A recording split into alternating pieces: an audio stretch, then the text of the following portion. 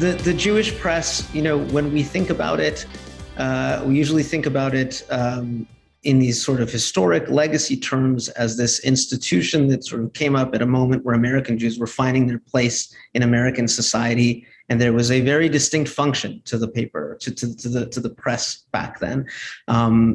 These were people who were assimilating into America, were finding their place, and the newspaper sort of gave them a pathway and provided a sort of linchpin for the community. Obviously, American Jews have evolved. The community has evolved in enormous ways over the last 150 years, and yet we still have a Jewish press that's vibrant, that I love reading, that offers so much to people who feel themselves Jewishly affiliated and even people who don't. But I've come to wonder, and this is the sort of bigger question that I want to ask, is sort of what is it for today? And so I guess just to start as sort of an exercise, I thought I would have each of you sort of describe some piece of reporting or an opinion piece or some moment in the recent past where you felt that there is a kind of essential quality to what you do as in terms of Jewish journalism.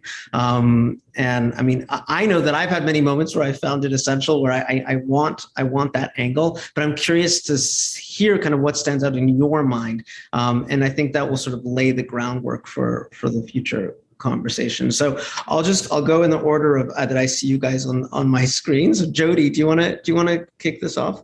I'm thrilled to be here. Thanks for moderating, and thanks YIVO for hosting.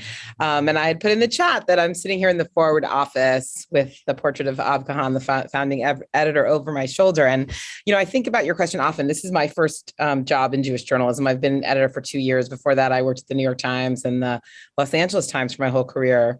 And I love the kind of essentialness and the role of the Forward in the early part of its history was so clear. And we like to talk about how it trained this generation or generations of Jewish immigrants to be American. And literally there's stuff in the archives. It's literally like how to vote, how to play baseball. Should you let your kid play baseball? And what is what are we for now? And so I love that you're starting the question with that. I think we are, in the midst of a transformation of this publication to meet the diverse needs of our diverse communities. And I think, you mentioned the word affiliated. I think one of the key roles of the Jewish press is for people for whom the kind of organized Jewish world doesn't speak to them directly or, comfortably. And it's for people who feel Jewish in all kinds of ways. So I know you asked for one thing. I'm going to tick off a few things because that is my nature. But the first is, at the beginning of the pandemic and really throughout the pandemic, and even before that, when there was in the fall of 2019, when there were several anti-Semitic violent attacks in the New York area, we were really reporting intensively on how COVID and those violent attacks were playing out in the Orthodox communities of Brooklyn. And we were translating that coverage into Yiddish. And we're really the only publication providing independent reporting in Yiddish anywhere. And I think also providing a lot of context to that coverage. In both cases, in the case of the Jersey City shooting, for example, and COVID locus in some of those neighborhoods, it was a part of the story for the national mainstream media, but I think we were able to provide some essential context and deeper reporting. I also felt right after the pandemic started, this is a much softer version of that, but we published a lot of personal essays about the experience of COVID and so did a lot of publications, but whether it was about people who are starting to be challah for the first time and what that was about, everything about doing Zoom Shiva or Zoom B'nai Mitzvah. And I feel like those things, it wasn't, accountability reporting or investigations. It was really just opening up ways for people to express themselves and connect. And I thought that felt very essential. And then I'll give you two more from 2021. The first is on January 6th, where, again, everybody covering the insurrection at the Capitol and everybody to some extent mentioning the anti-Semitic tropes there and the Camp Auschwitz t-shirt. But we published a piece that day and the next day that was like a guide to the anti-Semitic memes and symbols around the Capitol insurrection that I think went deep, really explained it, and really helped to put that Jewish lens on a national story in a way that nobody else did. I'm reminded, and when I first took this job, I was talking to Ben Smith, now the New York Times media columnist, like you, a former Forward person. And I remember saying to him, I want the Forward to be the Jewish New York Times. And he said, but the New York Times is the Jewish New York Times. And that is often the challenge, that, Jews are radically overrepresented in the mainstream media. So there's lots of Jewish stories in lots of places. But that was an example of where that was like the 7th paragraph or the 17th paragraph somewhere else. And it was a whole story for us.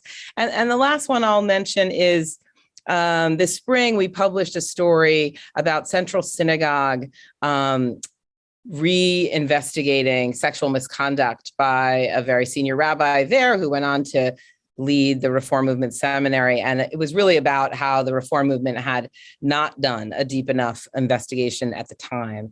And I think that's not a story that would have been reported fully, really, any outside the Jewish press. And I think that was also essential to our communities to open up those reckoning conversations that have now spread across to several movements.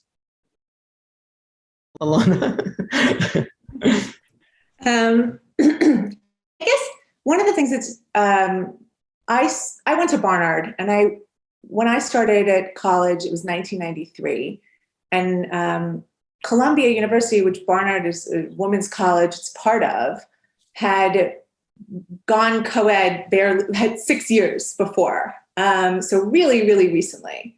And there was a lot of conversation on the Barnard campus about whether or not, what the purpose of a women's college was anymore, if we could now go to the larger university. And at Barnard's then new president gave a speech at one point, I think it was my second year, but it might have been my third, where she talked about how actually the need for a women's college was even more important. Because there were no spaces anymore. I don't think she used the term safe spaces, but there were no spaces for uncomfortable, internal, insular conversations that one wanted to have without men, frankly.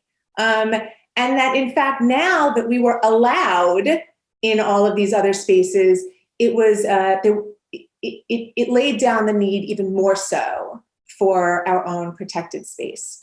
In a funny way, I kind of apply that same idea to Jews and journalism, especially when you see our publications in the history of Jewish journalism in America. Yeah, that's right. The New York Times is the Jewish paper of record. All the more reason for spaces that are not general interest, that are simply covering us in drive-bys, but actually, and that's fine. I actually don't think that is the New York Times job. Contrary to what a lot of Jews believe and what they decide to obsess over every day, the New York Times, it's not the New York Times job to be a Jewish communal outlet or be a Jewish outlet for Jewish identity, culture, and ideas. What that means, though, is that, and then each of us has, the internet flattens all differences between things, but in many ways, the DNA of the Forward is the DNA of a newspaper. The DNA of JTA is a DNA of a wire service, and the DNA of Tablet is DNA of a magazine. And those are 3 very different genetic makeups. But what I would say that I feel we all have in common is, well, we have a lot of things in common, but one of the things we have in common is that we see that particular corral as the one in which we want to be focused. And that means exploring the eccentricities, the sometimes the problematics, and the wonder of that specific community and that specific universe. In terms of pieces, it's very hard. I guess I have a hard time with that, in part because of the internet. I think the internet is so, it's this gaping maw, and I feel like it just eats things, and the next day, you don't even remember what happened the day before, and it's just, you have to feed it again, it's like, who even knows? I don't even remember what happened this morning.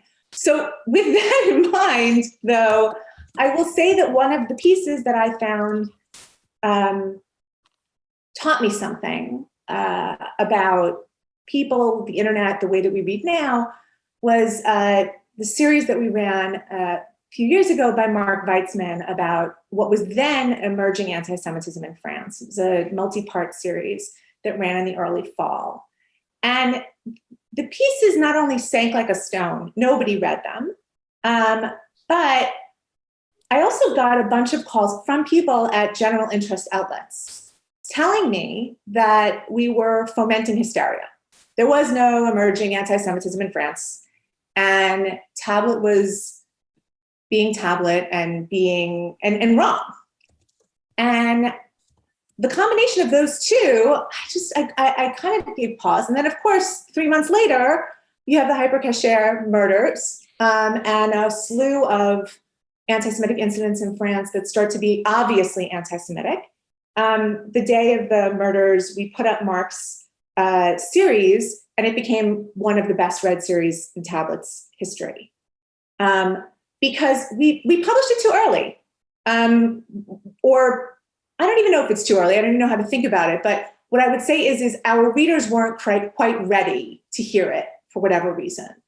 And so what I learned about that was, A, that it's okay for our connection to readers and experts to not always be perfectly aligned in any given day.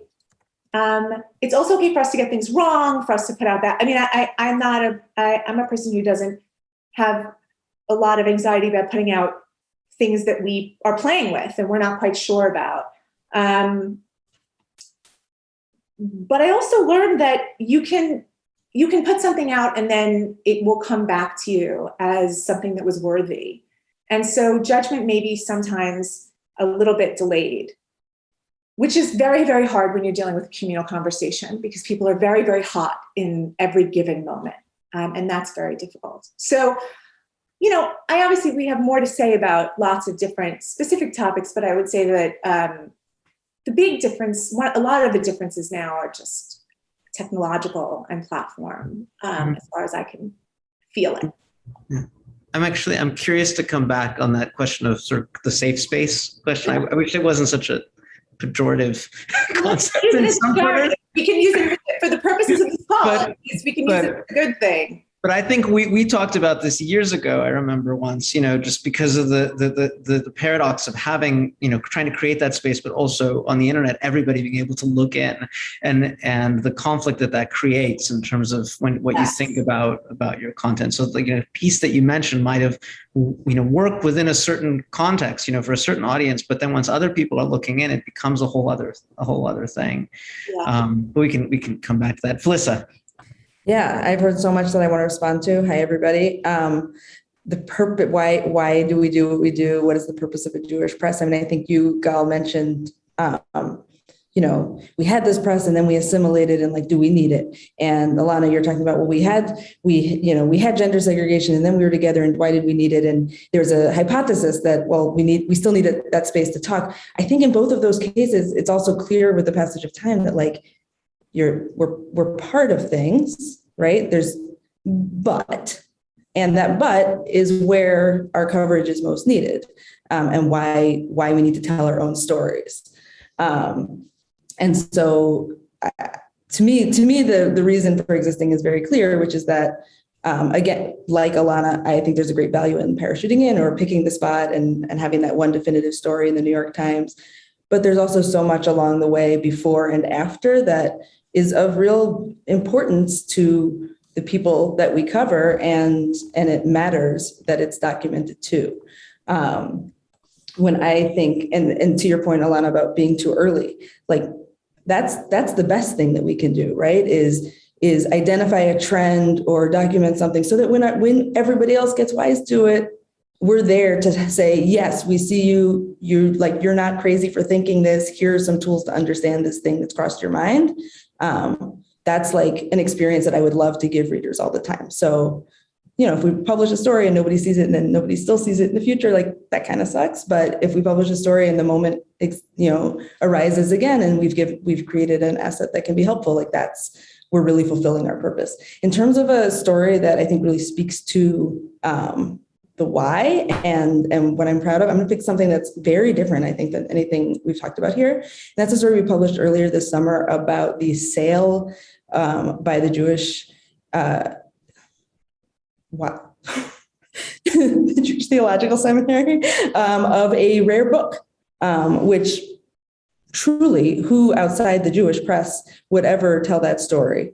And our reporter Asaf Shalev really spun that into a tale that explains, how we collectively accumulate knowledge and maintain libraries, and where are we allocating our resources, and who is the captain of what is our story going to be in the future, and a really important story about Jewish institutions and values that if we hadn't done it, maybe one of you would have done it, but nobody else would have. And I'm really proud that that's in the world. And I think that that's a real value. And readers responded to that, which it might seem super arcane and like, who wants to read about this one book? And people ate that up because it really does tell us something about who we are and how we tell our own stories. Great. Well, I want to ask sort of a fundamental question because I'm just curious about how you would answer this, and it goes to this issue of audience. So how do you conceive of your audience? And I guess that points to an even bigger question, which is there a we, is there an us anymore? And obviously there's been a lot of thinking about this over many years, but you have to deal with it at a very practical level, which is you're producing content and you're thinking about who it's for. And so at some level, I'm sure you're trying to figure out like, who is the American Jew who's actually wanting to consume this, who is consuming this, and I'm using words like content and consume in a, purposely, crass way, because it, you are sort of trying to figure out what you're delivering and to whom you're delivering what you're producing. And so you do have to tackle these bigger questions. So any one of you can jump in, but is there an American Jewish entity anymore that you think about as a unique thing, when you're working out what you're going to report on or what you're going to put in your publications? Can I offer the cop-out answer, which is that of course there is, because the American Jewish entity is a group of people, and that's who, like, we wouldn't be successful if we're not thinking about the full sweep of the people. And we're not writing something for every single person in every single community every single day. But at least at JTA, we're thinking about, everyone should feel reflected in the aggregate by our coverage. No one should feel alienated in the aggregate by our coverage. Everyone should learn something new in the aggregate from our coverage. And by taking that approach means every story and every community and every niche in the whole range, no matter, whatever metric you're looking at range, like that's all part of the story we're telling. And that's not necessarily a great answer when we're like having a staff meeting deciding what stories to write that day, but it is a galvanizing answer, I think, for feeling like we're doing something really important for the people we're serving. Let me see if I can just put like a slightly sharpened point on the question, because I remember my days as an opinion editor at the Forward, and there was a moment I feel like where it was like we couldn't really do pieces about the death of various denominations in the American Jewish world because people it stopped feeling important to enough people, and so there was a sense, but then on the other end of it was like, do we just do pieces about like Jewish celebrities? Because that feels like we've gone to the lowest common denominator, and so between the sort of particularity of a Jewish world that maybe what was structured around certain common institutions much more distinctly than it is today, and this sort of amorphous kind of like a feeling of Jewish affinity, that that might be what a lot of Jews, American Jews, sort of have today as their Jewish identity? Sort of where do you find the balance in all of that? I'll jump into that. I mean, I'll starting with that. I think, Gal, I think to some extent what you're talking about is a much broader shift in journalism that's also much older, sure. which is, all of our beats. I remember when I first worked in the Washington Bureau of the LA Times in 1997, there was a discussion going on about whether the historical beat structure, which was all about specific institutions, like what gaps that was leaving. And I think increasingly in the 20 years since then, or almost 20 years since then, a lot of journalism organizations and journalists have been rethinking how they think about what to cover and how to make more coverage that's ground up and more coverage that is maybe it's about power that is not lying in kind of obvious structures and institutions. And what are the gaps between those institutions and what are the cross currents around people who think about those things? And I mean, this comes up in lots of ways. I remember when we were, as the New York Times was becoming more digital, and I'm thinking about this as we're redesigning our own website, like, the print sections of the New York Times are named in a certain way that's based on the print sections and on also the way the staff is organized, but it's not really how readers think. And we talked a lot about, like, does national mean anything for people versus like education, religion, politics, or whatever. And so I think that's related to what you're talking about is like, to some extent, stories about whether a denomination is failing is just that, like, it's boring. I mean, it's just like, it's not really how Jewish life is lived for most people. Right. It might be important, but I think the challenge is to understand how would this matter outside of that building or outside of that payroll? Who does it matter to and why? And to kind of conceive stories that way. And I'll just add my own 2 cents about, like, so look, we think of, first of all, I have taken to really thinking about our communities as a plural and not thinking about the Jewish community, but thinking about our kind of diverse Jewish communities, which are of course overlapping. Mm-hmm. And we, similar to how Felissa described it, I mean, we really believe that the Forward is for every type and stripe of Jew who considers himself Jewish in any way and who's interested in connecting to their Jewish identity in any way. And we want to have on-ramps in all the ways that people connect, which might include celebrities and food and books and religion and institutions, by the way. And I often talk about something similar to what Felissa said. I think, we want everybody to see themselves reflected in our pages, but also challenged by them.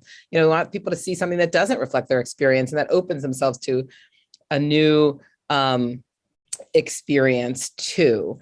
And I guess the key thing is to be really mindful and thoughtful about, like, who is this for? Who is this speaking to? About every individual piece. And they're not going to all speak to everybody, and everybody's not going to see everything, because that's right. The way the internet works. We don't package it up nicely and give it to a closed audience who have signed up for it. I also just want to mention that in the Pew study that came out earlier this year, I was struck by actually found that 17% of American Jews read Jewish news frequently, and another 25% read sometimes.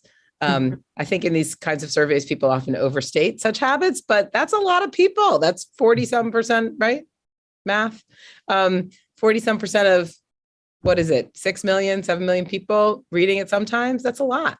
Yeah. And, I think, how do we serve that vast audience? Like, it's in overlapping chunks and pieces that connect them and that they can find what they're looking for. We publish a series, an occasional series called The Secret Jewish History of Whatever. And I get lots of email about people who hate that. They think this is a totally offensive framing. Why are we looking for Jewish things about non-Jewish things, whatever. And then I also get tons of email, and I see on the audience trackers that people love this stuff. And they really want to know the secret history of the Foo Fighters, which is one of the more recent ones we've done. So, there's a lot of different people, and there's a lot of different stuff to serve their needs. And it's a tricky puzzle, but it's kind of fun. Another thing I wanted to ask, just in terms of sort of your day-to-day and how you think about coverage, Alana mentioned, like, you each have the sort of DNA of newspaper, wire service, magazine, and there are a set of journalistic ethics and a kind of journalistic mission that comes along with each of those. But how do you balance that against sort of a Jewish values or Jewish responsibility? Or do you feel that you need to balance that against like another set of values that you think about, not just the journalistic values? I think, I mean, it's a unique question for Jewish journalism, right? And then I guess the next question is like, do those ever come into conflict? Like, are you, I mean, I'm remembering days, at the Forward, where we would do like the hard hitting investigative stuff. And there was always like, at what point are we tipping into just, calling people out too much, or, just this thinking, Lashon hara, people, there is another layer here, or at least I imagine there is. Maybe you'll tell me that there's not, but I'm curious how you sort of negotiate that. Let me say two things that may both at least try to get at some of what you're asking. I guess one question that I ask myself, or I try to ask myself, particularly around reported pieces where you're reporting on an individual, especially if that individual is not a public figure, mm-hmm. or is not a well-known figure even inside of your community. Mm-hmm. And the question then, I think, is always, what is your intention? If your intention is to expose or reveal something that you think is important to reveal about the world, I'm not so sure there's another value that comes in conflict with that when we're publishing. But I do think that it is important, and I'm not so sure whether or not my feelings about this would be different outside of a Jewish outlet, frankly. I think it's important to ask whether you're in that story for shaming, or for prurience, or for some, like what, and again, you can be in a story or interested in a story for a bunch of reasons, but your primary reason kind of has to be the journal, like reporting on something, right? Right.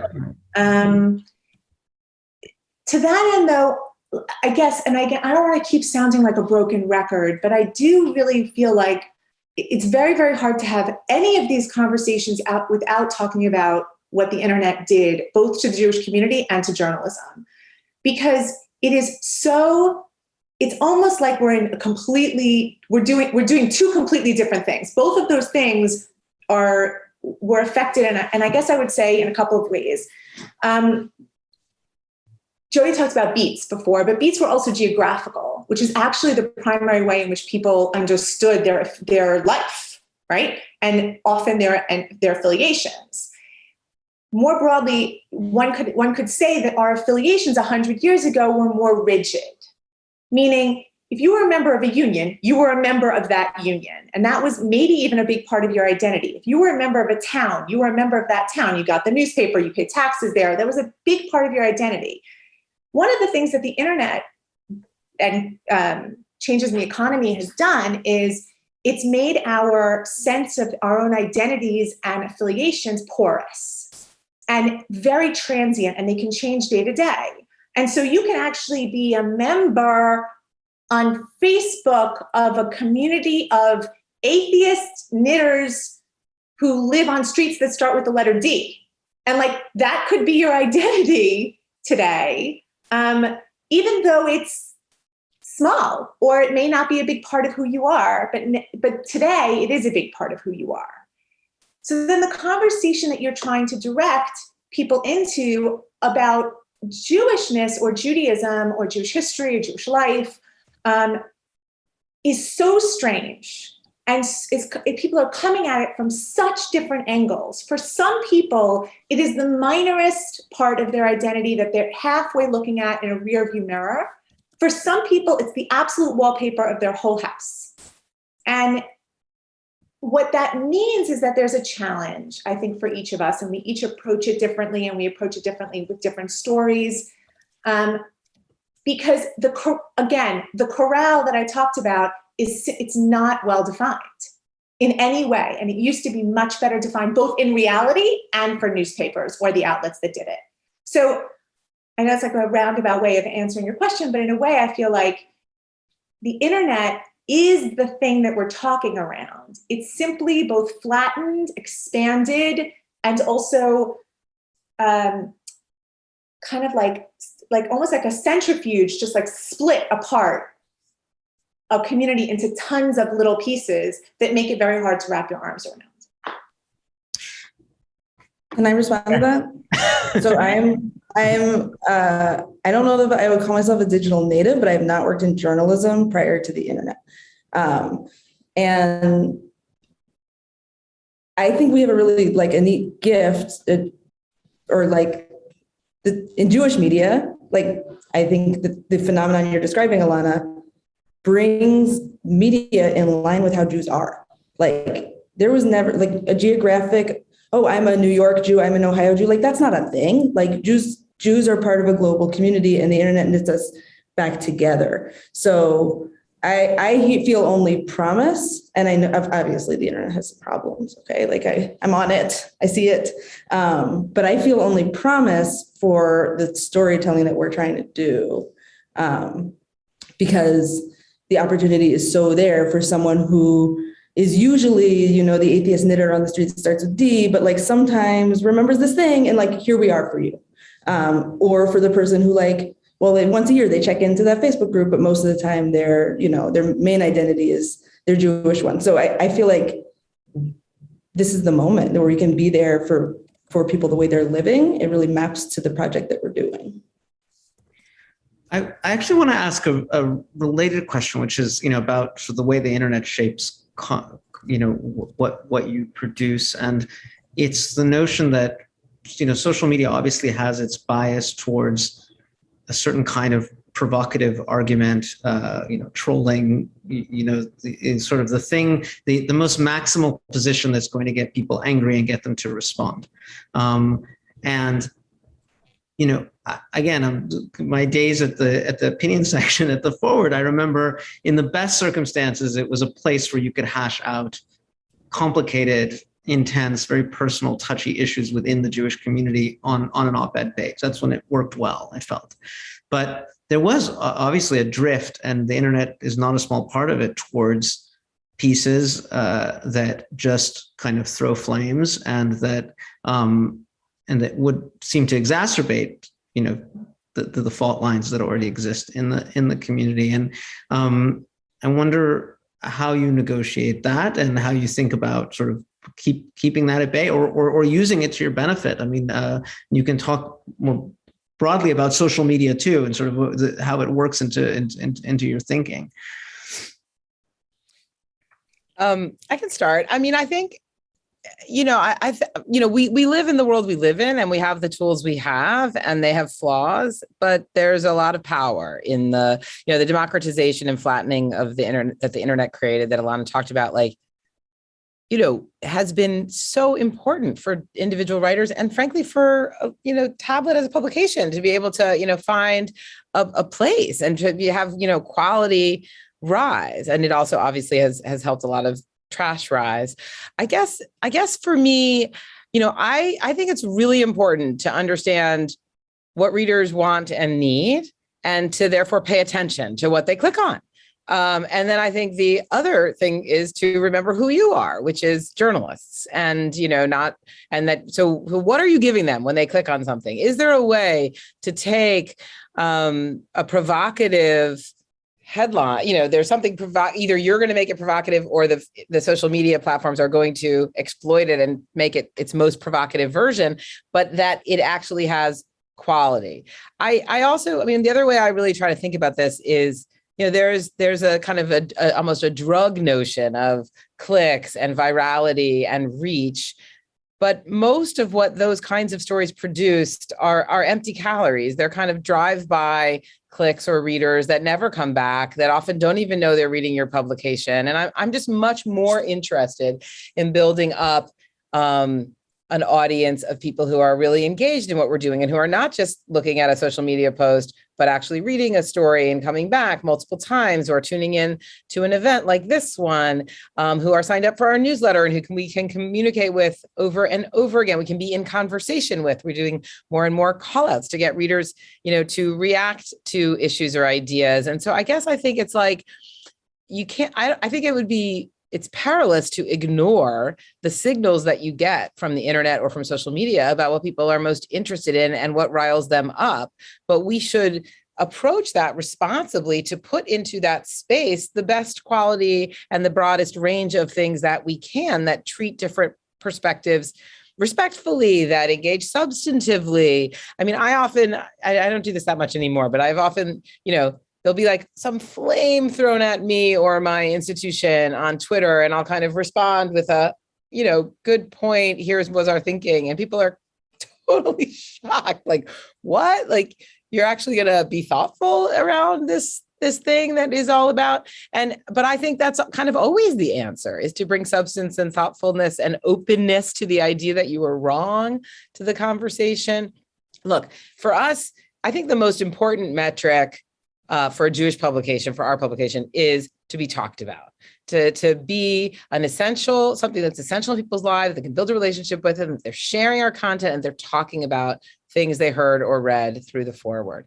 And that's hard to measure. There are some things we can measure on that, but that's the goal here, is to get more and more people talking about issues and ideas that matter and that they found in the forward. And social media is a key part of that, but it can also send you real false signals about what people care about and are interested in. And you have to be careful not to like lean in too heavy to these empty calories. But yeah, go ahead. Can I just say I want to say that I agree with Jody. I also think that there's a difference between the clickbait trolling and controversial pieces. And, we can talk for a long time about that, but one of the things that came to mind for me was we ran a series of pieces about the response to COVID in ultra-Orthodox communities in the actual spring of 2020. So not in retrospect, but on the ground, including what are now sort of the well-known pictures of community activists cutting the chains on playgrounds and basically having a challenging or perpendicular response to communal officials' messaging around COVID and what it would mean for their communal life. And one of the things that struck me was that people were angry about that point of view. They were angry that there were Jews who felt this way, which is fine, but that's different than saying that doesn't exist and you've made it up.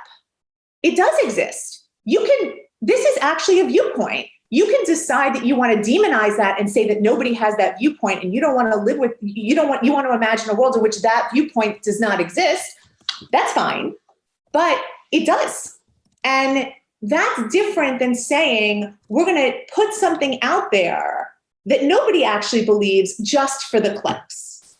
I think that those two things, I think that that's a distinction that ultimately feeds into whether or not the piece is a piece that's valuable. Now, I also want to say in context, and I don't want to speak for Jody and Felissa, who never make mistakes and they're perfect, but we do tons of time. Like, we make mistakes all the time. It's part of, we live in a little minute by minute publication. There's no way that there aren't going to be things that you look at, either you look at it the next day or you look at it the next year and you say, that's not what I wish I didn't publish that, or I wish I didn't publish it that way. And then you learn from it. But I do think that the larger conversation has gotten very, very radioactive, in part because social media highlights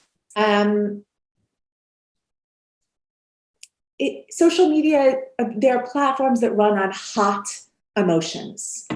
And it is, hot emotions by nature are great. They're motivating, they're activating, but they make cool and dispassionate engagement challenging. They're necessary, but they create challenge in some ways. The way I think about all of this is just we live in a world of limited resources. Even if we all quadrupled our budgets, we would still live in a world where we had to make choices about what we're doing. And so when I think about what are we doing, right? What do people need from us? There's no shortage of hot takes, as Alana said. You walk into any room of Jews in real life or in the internet, like there are a lot of hot takes. I feel like if we don't add to that, if we don't necessarily reflect that, like that's not the end of the world. What people need from us is reporting so that their hot takes can be more informed. And we need to take seriously the responsibility of getting our reporting in front of them and engaging them with it around it so that we're not, sending our reporting into a vacuum and the hot takes happen without being influenced.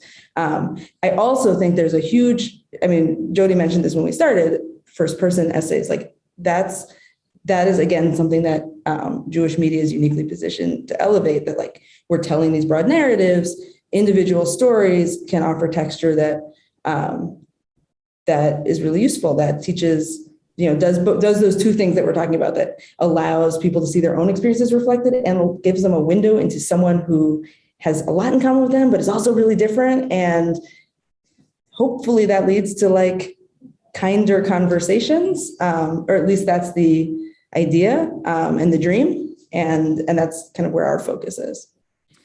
Can I piggyback on that for a second, Gal? Because I think it goes back to actually your earlier question about kind of where do we think about Lashon Hara or pissing people off? And I do think it's really important to also always remember kind of who we are, which is journalists and journalism organizations. And I think, one of the reasons that I left the New York Times to come here was because I really believe that quality, independent journalism is a pillar of democracy and of a kind of functioning community and society, and that Jews deserve that too. And that, to have, true kind of civically oriented, independent, heavily reported, truth-based, diverse voices and broad perspectives on the opinion section, those kinds of things that I think really do lead to a healthier society. So, but in that vein, there's a lot of Jewish advocacy groups out there, and there's a lot of Jewish leaders working to build their version of a better Jewish world. And that is great, but that is not who we are. We are really detached from that and trying to kind of independently assess and explain and explore all of that.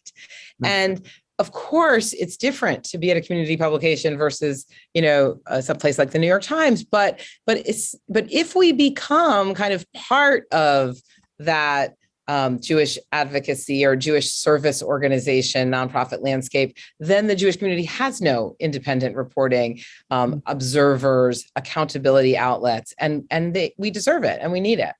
Mm-hmm. But can you, and we'll move on from here in a second, but I am really curious to ask this, but is it like, what about traffic? Like, are you not, because all the good stuff that you all three are describing, wanting to do, the stuff that comes from a good faith desire to provide the community with something that is a needed resource, has to sort of stand up to this drift towards paying attention to the numbers. And that's social media too. It's that bias, it pushes you in a certain direction. And, I think this isn't unique to Jewish journalism, but I see this at the New York Times. There is the journalistic mission, which always is supposed to be front and center, but then we get the numbers every day, and it would be foolish to think that individual reporters and editors aren't influenced by the sort of that feedback loop, in that sense that certain things do well, and you get rewarded for those things doing well, either it's as an institution financially or just personally as a reporter. So it sounds like everything you're describing involves pushing some of that away to some extent. So, my last job at the New York Times was running the audience strategy. And so I was very focused on some of these questions. And broadly, we found something that I think Alana spoke to earlier too. So we found essentially there were two categories of stuff that did the best. The one category was really quick, and they now call it live journalism, news in the moment, which is essentially leaning into what the internet is talking about right now, whether that's because something has happened or because people are galvanizing around some meme or something, and really like coming quickly with something distinctive and of quality to a conversation that's already happening. But the other thing was the highest quality, longest developed projects, investigative, narrative, visual, video investigations that took the most time and that the newsroom itself was the most proud of. Those also drove huge audiences. And I think Alana's story about the French anti-Semitism is a good example of that. So maybe her timing was a little bit off, but certainly better to be too early than too late.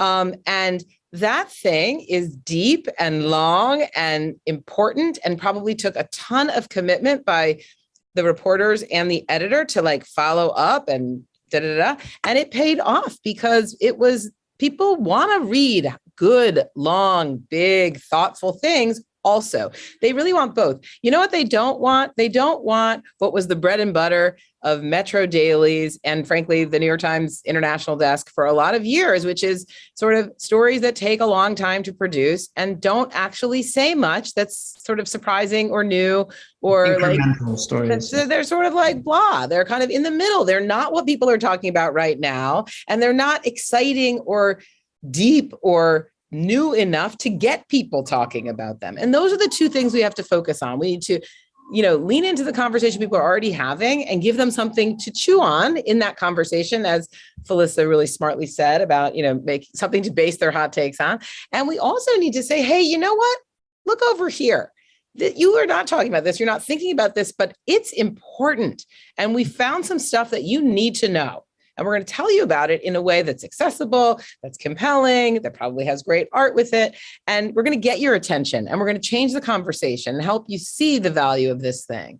But this other thing that's 3 days late and kind of a little bit more information about the thing you were talking about, but now you've moved on from.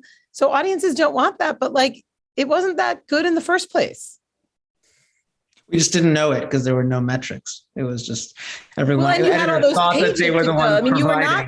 Look, the the really exciting time about this moment in journalism is that the business interests are totally aligned with the audience interests and the journalism interests. We want to write things, create journalism, make things that people engage with and read and that has impact. And that's what drives subscriptions or traffic, probably donations, because people are actually interested. It used to be that the business side was selling these advertisers on something. They didn't even like news. They didn't want their advertisers to be near any stories that might be upsetting. And then there were all these pages in between the ad pages that needed to be filled. And they were filled with a lot of those basic beat stories where nothing much was going on, but they needed some extra stories between the good stuff on the front page and some of the other stuff obits or whatever. Yeah. Alana, did you want to jump in or? I just wanted to say that also, I think that there's again, it's probably too early to talk about any of this because it's all stuff we're going to learn about in hindsight. But I also think that the internet's in a constant state of flux and that what was true 5 years ago about clickbait and what was driving traffic is not true today. It's certainly not true for us, Tablet. So Tablet, 7 years ago, 8 years ago, we published a piece on the fate of Hitler's toilet. We're not going to talk so much about it, but it was a lovely, it's just, okay, I won't actually pass judgment on the piece, but I will just say that obviously we're not talking about an in-depth investigative piece of enormous length and reportage. And it was our top piece for 2 years, maybe. It's something insane. The pieces now that are our most read pieces are not those quick hit pieces of drive-by fun stuff anymore. And I think that reflects the moment that we're in more broadly in America and the moment that we're in the world, that people are not coming to our outlets, I don't think, for clickbait. And I think that some of this is getting sussed out as we do it. Because the internet was kind of the Wild West and people were like, I don't know, maybe you're a department store and I can get everything here. I can get my blenders and school stuff for my kids or whatever. And we were like, I guess we have to give you everything. And now I think we're re-specializing and re-becoming more of what we each may want to be or may have the capacity and the skills to be. as the landscape shifts and changes. So I think that part of this is like, it's a little bit, the verdict's still kind of open on this. Right. I'm curious about Israel and how you're thinking through covering Israel at the moment when there does seem to be, it just seems silly to ignore the fact that there is some kind of generational divide happening in terms of people's just basic acceptance of Israel's existence, and it's troubling to a lot of people, but you have to cover the conflict, you have to cover what's going on there. How do you think through how to do that in a way that sort of is consistent with your institution's values? I think that Tablet's helped here by its identity as a magazine, where magazines traditionally, and just to highlight the way that I see it, like a newspaper was a hot medium and a magazine was a cool medium. Newspapers, you were supposed to get your newspaper, read it, throw it down on your kitchen table and do something. Go to a vote for somebody or vote somebody out. Go to a school board meeting. Go protest to get your traffic light fixed or something even more important. Magazines were more contemplative, and they were, or certainly the monthlies and the the thought leader magazines were cooler mediums. And they were also eccentric. So if you can think back, when there were thought leader magazines like the New Yorker, Harper's, the Atlantic, they all had their own specific collection of weirdos. Like their readers, if you were a New Yorker reader, you weren't a Harper's reader. Those were two different kinds of weird people or interesting people, or whatever way you want to put it.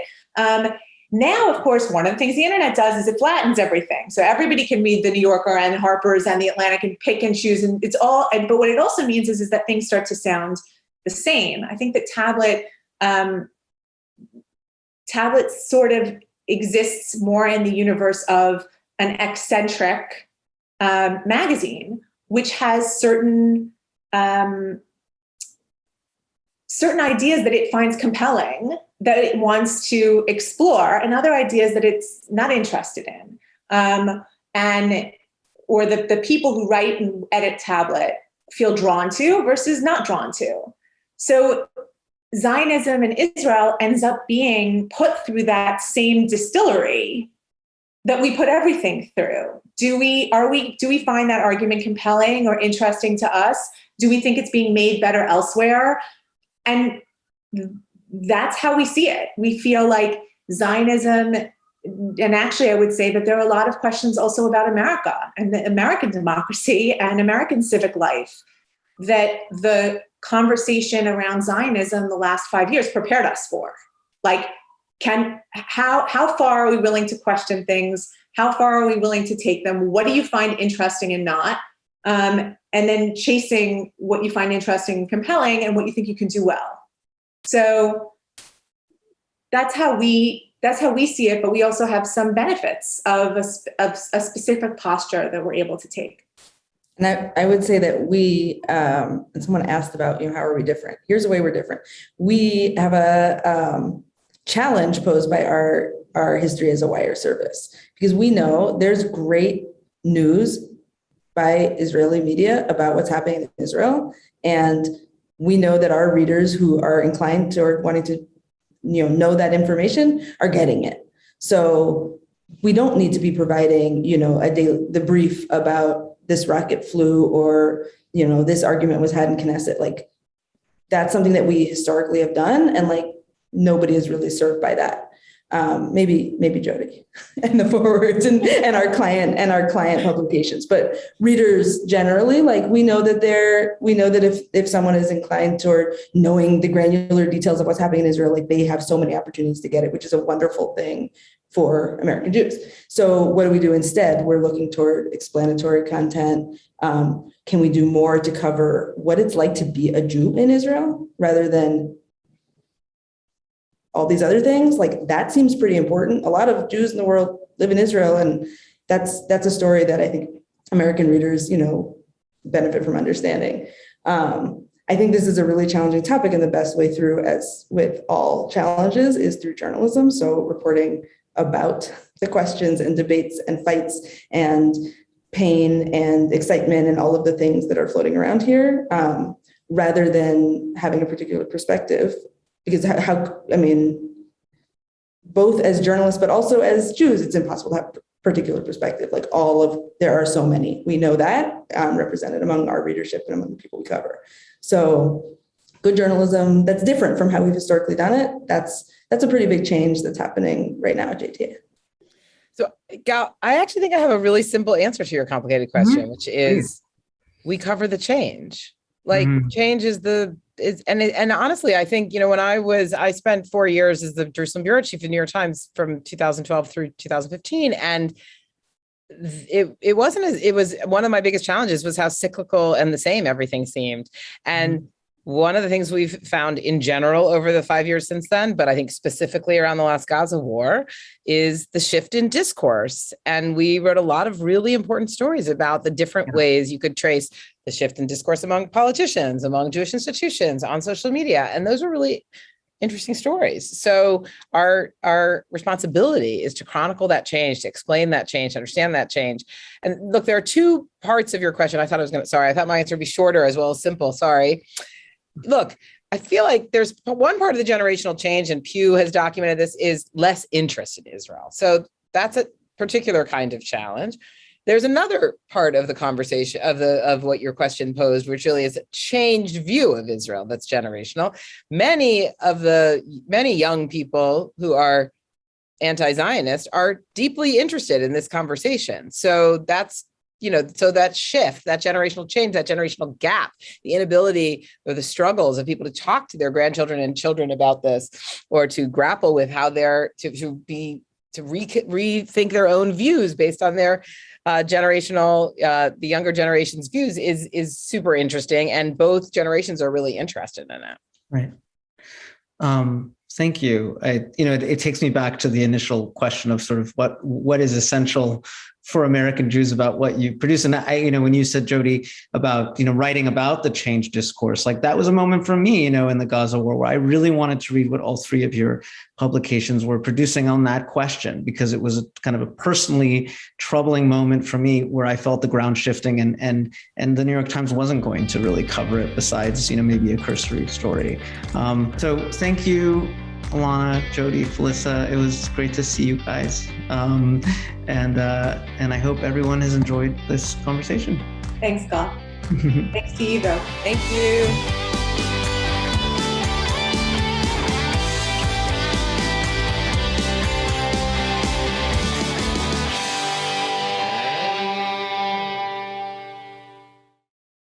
We would be pleased to send a complimentary DVD of this program to anyone who wishes to support JBS with a tax-deductible gift of $36, double chai or more. Simply visit the JBS website at jbstv.org and click on the Donate button to make a donation by PayPal or your credit card. And please indicate the program for which you would like a DVD. Or you can send your tax-deductible check to JBS, Post Office Box 360, Stamford, Connecticut 06904. Or you can call the JBS Pledge Line at 833-MY-JBS-TV. That's 833-695-2788. And again, please remember to indicate which program you would like to receive with our compliments. We thank you for your kind support.